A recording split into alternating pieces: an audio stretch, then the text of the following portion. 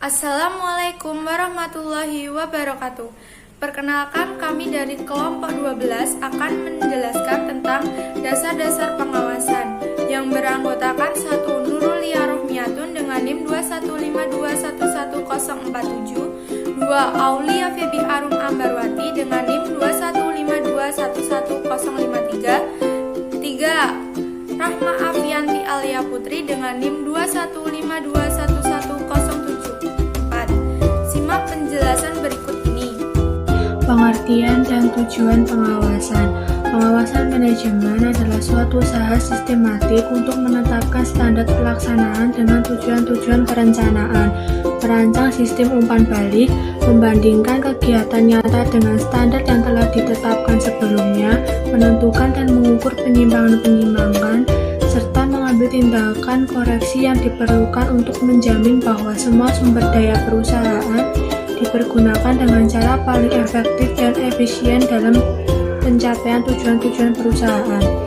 Tujuan utama dari pengawasan ialah mengusahakan agar apa yang direncanakan menjadi kenyataan. Tipe-tipe pengawasan. Yang pertama ada pengawasan pendahuluan.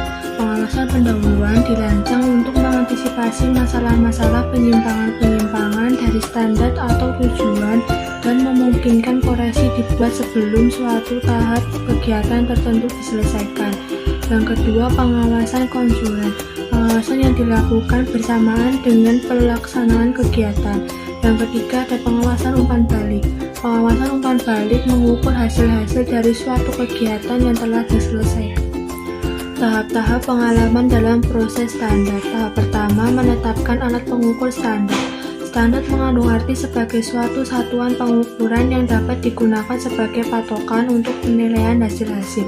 Ada 4 bentuk standar yang umum adalah sebagai berikut. Yang pertama ada standar fisik, yang kedua ada standar bentuk uang, yang ketiga ada standar waktu, yang keempat ada standar intangible. Tahap kedua yaitu menilai atau mengevaluasi, membandingkan hasil pekerjaan karyawan dengan alat pengukur standar yang sudah ditentukan. Tahap ketiga yaitu mengadakan tindakan perbaikan. Fase terakhir ini hanya dilaksanakan bila fase sebelumnya dipastikan telah terjadi penyimpangan.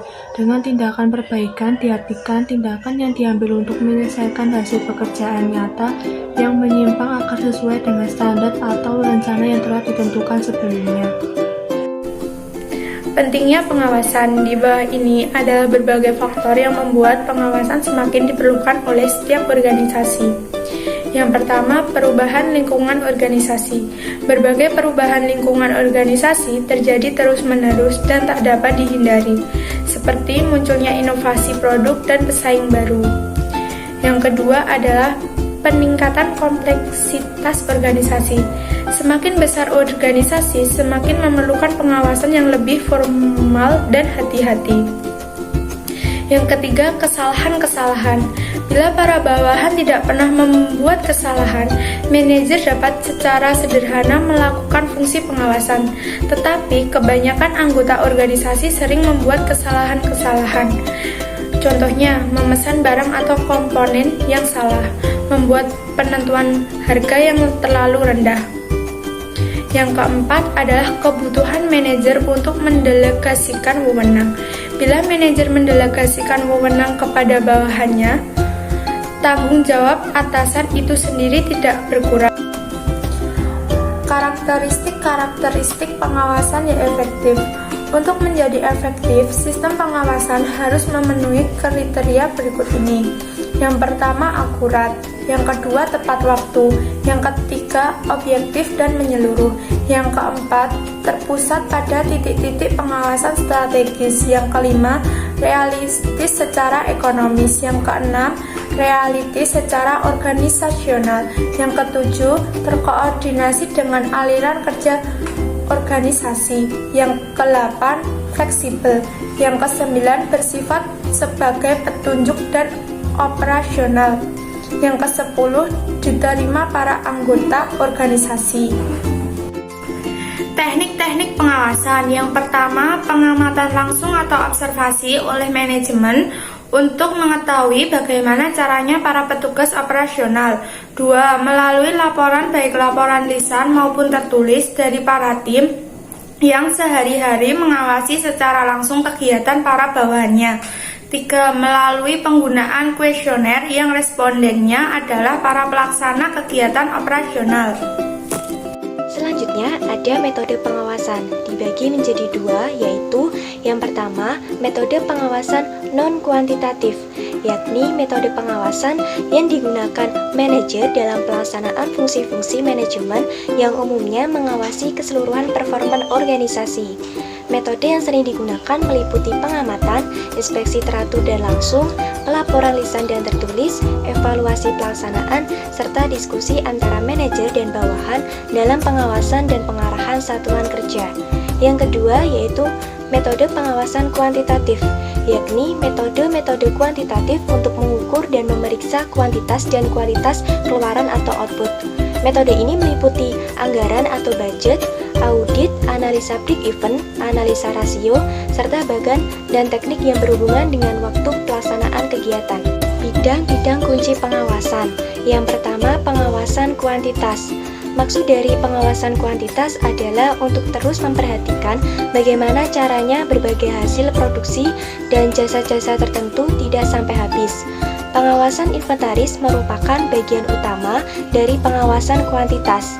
Pada umumnya, inventaris dapat digolongkan dalam salah satu kategori bahan mentah, dalam proses, atau barang jadi. Inventaris bahan mentah bertindak sebagai bantalan antara pembelian dan produksi. Yang kedua, pengawasan kualitas. Pengawasan kualitas tujuannya adalah mempertahankan kualitas yang memuaskan untuk tujuan yang dimaksudkan, bukan kualitas yang setinggi mungkin, seperti konsisten dengan harga yang diminta untuk hasil produksi atau jasa itu, dan diberikan hasil-hasil yang memuaskan dan dapat dipercaya. 3. Pengawasan waktu. Waktu adalah suatu sumber yang terbatas, maka penggunaan waktu yang efektif merupakan suatu tantangan bagi setiap manajer.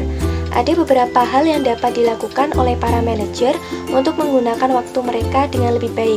Beberapa di antaranya adalah menggunakan seorang sekretaris untuk melindungi manajer dari pemborosan waktu, mengadoptasi suatu kriteria hasil dari waktu manajer untuk usaha-usaha pembuatan keputusan, mengumpulkan data waktu untuk kegiatan-kegiatan yang berlangsung, evaluasi dan perbaikan penggunaan waktu.